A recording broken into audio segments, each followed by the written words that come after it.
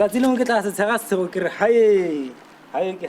captivating declaration by a young man proudly saying, "Ke Motswana, ke Mo Afrika," the best African way he knows.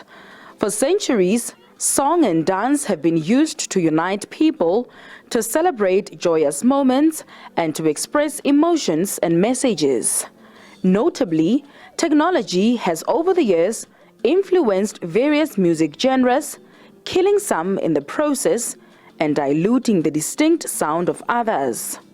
But in the midst of music evolution, various African traditional music genres have preserved their sound by remaining loyal to the old school musical instruments such as drums and beats. The youth are nonetheless concerned that African practices are subconsciously changed by some professions. I must say, as many cultures we are colonized, I'll tell you myself as a lawyer, if you had to ask me now whether I have SABC and whether I'll freely work with it, I'll tell you that we'll start speaking of court decorum. I'll start telling you that moment I'll get an application to ask that I be removed because that is not in accordance with ethics, because someone saw me walking at the mall with a SABC. I think some professions limit people from embracing their cultures, their dress codes. Yeah, because some of the people wear their uniform 24/7. They don't have time to wear what they like, what they love.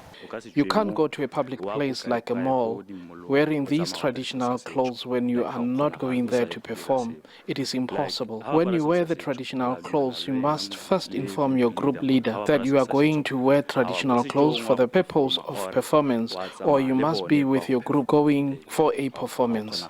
Mpho Monthunyane and her husband, David Monthunyane, have formed a Batswana traditional music group called Batswana Cultural Music Group. The aim? To teach young people about their culture and to counter westernization. Rona Batswana, re ile ra nna thata ra tsa Setswana be re se mixa thata ka Sekgowa. As Batswana, we overly mixed Setswana with English. That's why you hear this child saying he can't go to the mall dressed like this. By now, it should be a norm to see people dressed in their Batswana traditional clothes at the mall. Now they are afraid to dress like this, but they walk around wearing regular clothes like miniskirts and shorts, and they feel comfortable. Yet, traditional clothes make them feel uncomfortable.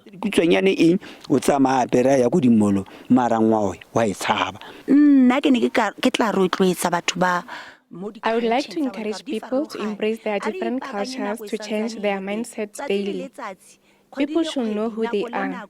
Even if they shop for clothes, they should also accommodate their cultures and make it a habit to regularly wear their traditional clothes. They will eventually get used to it and will know to it in September during Heritage Month.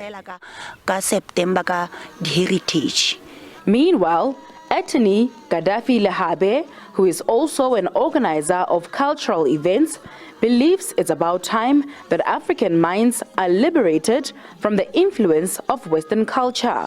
How we view things, times have changed, but certain things, the mind must be trained to say that this is our culture, this is our history. And a lot of us will shy away. Imagine now if I came to the interview like that and someone says that I'm a lawyer. Many people would frown upon that. Africans are encouraged not to neglect their cultures and traditions, but to preserve them for future generations. Salwane Khachau, SABC News, Mahikeng.